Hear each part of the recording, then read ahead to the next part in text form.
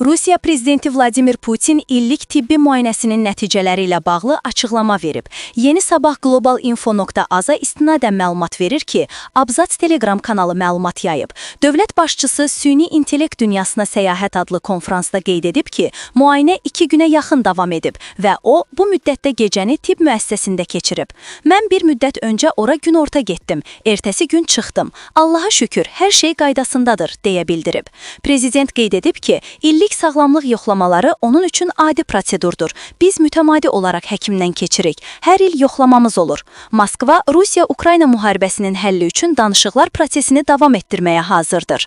Report, onun Rusiya mətbuatına istinadən verdiyi məlumata görə, bunu Rusiya prezidentinin mətbuat katibi Dmitri Peskov bildirib.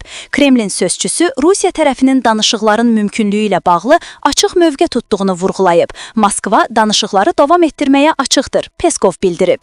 Qərb mediası daha öncə ABŞ-ın Rusiya-Ukrayna müharibəsinə son qoymaq üçün çərçivə sazişi hazırladığını yazmışdı.